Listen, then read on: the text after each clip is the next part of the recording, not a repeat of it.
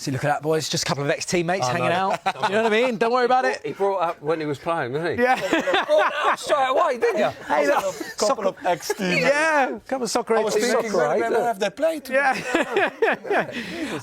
But look, guys, you know, it was wonderful to sit down with Micah and really get a vibe of you know, Man United right now. It seems so relaxed and everything like that. But I guess there is one thing that might be, Jimmy, hampering United, and that might be their transfer plans with the kind of, I guess, potential targets not knowing who the manager's going to be. Do you think that'll be a problem for them?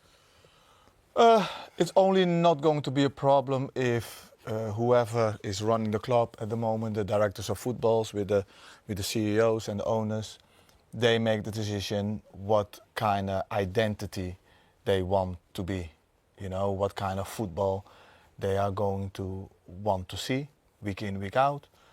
And they will have the final decision which players are coming. And whatever manager comes in is going to have to work with the players we are choosing to bring in. Now, that might limit you what kind of manager you're going to be able to get, but that's the position that they are in at the moment. Or they have to wait until they have identified that manager, but then they are behind in the transfer market. I mean, you see as well, I mean, not just the players that are potentially coming in as well, the players that are there. You know, Ahmad came out and said how much of a great effect, you know, Michael has had on that side. Do you think having that players backing, do you think, David, that could affect the club's decision, or do you think regardless that it's theirs at the end of the day? I think Man United have got their sort of fundamental sort of elements of the football club. You see the sort of new owners come in, they sort of, you know, when they were stopping certain monies going to sort of feed in the sort of staff elements of the football club, and it caused a bit of a disharmony with Man United. Man United are the leading sort of light, the biggest club in the world, biggest club in the Premier League, and the sort of fundamentals of the football club sort of have to be right. And then when you're sort of deciding on players and what comes in, that's a sort of follow the same track. They've got to buy and bring in the right personalities that fit the sort of Man United way of playing. I think Carrick has sort of gone in and he's sort of stabilised the sort of, whatever you call it, a sinking ship, but it was certainly a wobbly one, wasn't it? Yeah. Well, it wasn't a great position. It's like Pirates of the Caribbean, wasn't it? It was. Just need Johnny Depp to come in and be all right. Yeah, but it was slightly... And they need to sort of stabilise it. Woodgate, good friend of mine. Yeah. God bless him. Look here. Hey, he's still here. I don't know why I said God bless. I don't know. Yeah, he's okay. And the football club, and they've gone in and sort of revitalised it. And you can see the energy from sort of Man United and the players that they bring in. They've got to bring in the right players. Yeah, I mean, not just the players that they're bringing in, as well, the players that are staying. Harry Maguire's signed a new one-year deal as well. Jimmy, you work with Harry for England. I mean, what are some of his qualities? I think it's a great signing for the club. I think we all know his character. He's a team player. He's a man. He will lead. He needs the right people around him. But is a danger in both boxes.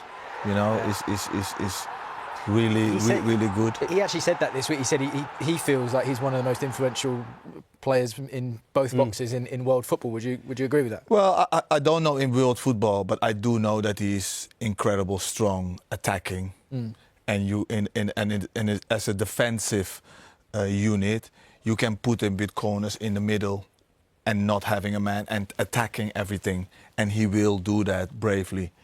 You know, so. He does defend his box really well, and as I said, he's a leader. You know, he's somebody that will take the team on their shoulders and go. You know, he does need the right people around him to be able to play the Man United way. You cannot just leave him 1v1s. With a lot of space behind you. But everything else, great signing, really good for the club. I like him. He's real. You know what you're going to get with him. So, good to see. I think as well, there was a lot of conversation about his spot in the England team as well. David, were you happy to see him back in that big squad that we saw Thomas Tuchel bring? Yeah, I think part of the big squad. He's got a great personality, hasn't he? He's been through so much. What he's been through at Man United, being booed, and England being booed from the fans. Yeah. And his arc has been unbelievable. captaincy taken off him. Yeah, but he's kept on going. Yeah, that's what I'm saying. Like how he's gone through that. Yeah, and that sort of strength that he's got as a professional, and he certainly is a professional. He's good around the building, good around with the lads. I think he's a good personality. Yeah. He's come out, and the confidence that he's got. He's just named himself one of the best. He's one of the best centre halves in the world. In the box and the other box. I'm like, go on, Maguire.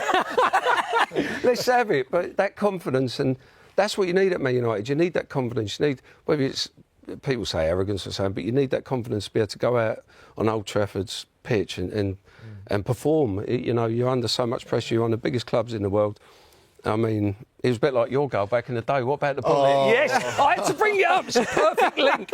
Wallop. Let's bring that up now. Let's forget. Go on, Jimmy. Let's forget about the bullet. But I'll get it at the end of the show. Don't worry about that. Those kind of players are like Harry, are a little bit going out of the football at the moment. Out of the fashion, you mean? He likes heading the ball in both boxes. Yeah. He likes to go and attack the ball. We don't see them kind of players that much anymore, you know. So maybe he's right that he's saying, I'm the most dominant in both boxes. Maybe he's right. Because we don't see that many of them anymore, you know, and he definitely does that. Yeah, absolutely. Well, as always, on Premier League Friday, we want you to... They'll have had a 24-day break between their last game away at Bournemouth and Monday's clash against Leeds. So, Michael Carrick has brought his squad to Dublin for an intensive training camp ahead of their final 7 games of the season. There's plenty on the line for the United boss, not least Champions League qualification and trying to get the job beyond the end of the season. Michael, thank you so much for inviting us out here to Dublin. Very unique scenario, this one, I have to admit, because I never thought I would be saying that I would interview a teammate of my own, because it was nearly a year ago that you and I were sat next to each other in the dressing room. Teammate as well, you were, by the way. I was getting everyone's minds in it for Soccer Aid. Yeah. 4 days out in Dublin. Why did you want to come here?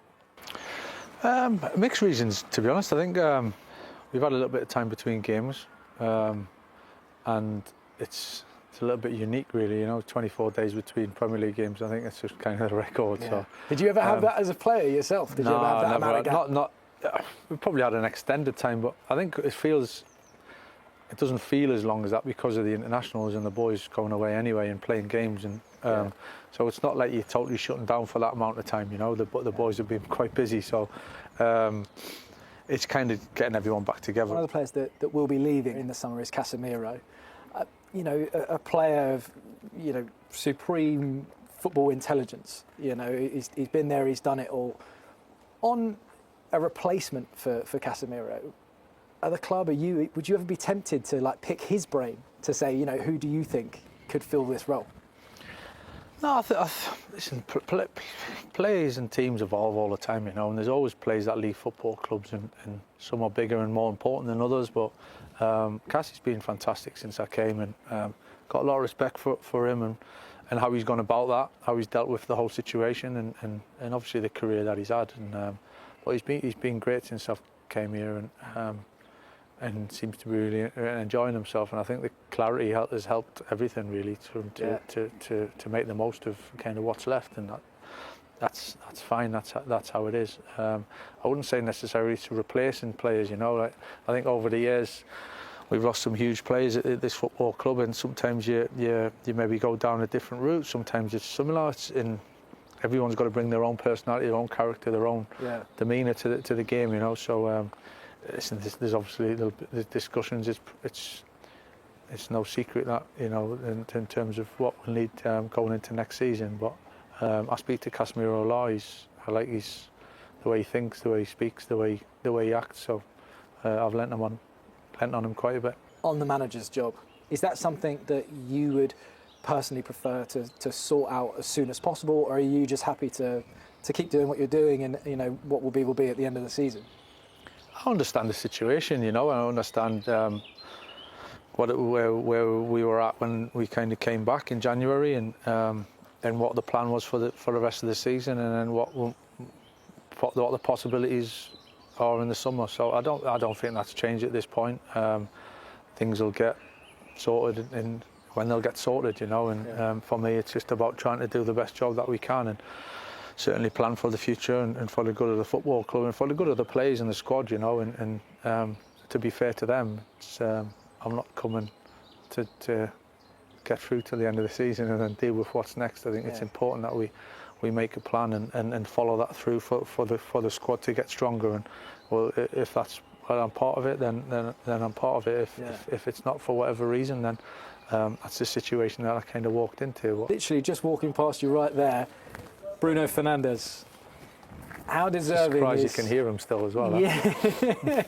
How deserving is Bruno of those shouts of, you know, Player of the Year for this season? Yeah, I think hugely. I think he's the impact that he's had on the group for quite a period of time now is really impressive in different ways, and he's always there. He always puts himself forward, and his attitude and his approach to the game, and he understands what it means to play here and the role that he plays in that. And then to put the level of performance consistently, not just this season, but for a long period of time. But this season especially, I think he's had a big impact. He's done great since I came back as well. And so I think he's got to be right up there, as deserving as anyone for that kind of award. A former teammate, Wayne Rooney, he'll go back and he'll talk about that 08 team and you know, and say, oh no, this team was the best. This was it. Do you think Bruno could get into that side? No, that's what I mean. I think it's just so difficult to say. I don't think it's fair to anyone, to be honest, just to be labelled that. It's not even fair to Bruno to be, you know. It is what it is. I think talking about evolving earlier with Casemiro and things evolve and change over time, and timing's one thing, and players, different styles sometimes comes and goes. I think Bruno's just showed that he's a top player, you know, and he's produced for so long, and that was a pretty good team, I have to say, though. He might just make it in. Yeah. We'll see. Michael, thank you so much, man. Nice one. Good luck for the Good game. to see you, mate. Thank you very much. When it comes to Manchester United, praise from Roy Keane and Gary Neville is never handed out cheaply. Both legends have built reputations on brutally honest analysis, often calling out players who fail to meet the club's historic standards. So when the conversation shifts and both appear genuinely impressed, even stunned by Bruno Fernandes, it sparks a much bigger debate. Has Bruno Fernandes quietly become the best midfielder in the Premier League? Since his arrival at Old Trafford, Fernandes has carried an enormous creative burden. Goals, assists, chances created, the numbers speak loudly, but they only tell part of the story. What truly defines Bruno is his relentless energy and willingness to take responsibility in the biggest moments. When United are at their best, he is almost always at the center of it. Every attacking move seems to flow through him, every spark of creativity linked to his vision and urgency. Yet, that dependence also exposes a deeper issue. When Fernandes has an off day, the entire team often looks lost. The tempo drops, the ideas fade, and suddenly United appear predictable and blunt. It raises a critical question: is Bruno elevating the team, or is the team too reliant on him? This is where Keane and Neville's reaction becomes even more significant. Their admiration isn't just about statistics, it's about mentality. Bruno plays with intensity, emotion, and a constant demand for more. He leads, argues, pushes, and drives standards, even when performances around him fall short. In many ways, he embodies the fighting spirit that defined past United greats. But the biggest twist in this story lies in the future. What happens if Bruno Fernandes leaves?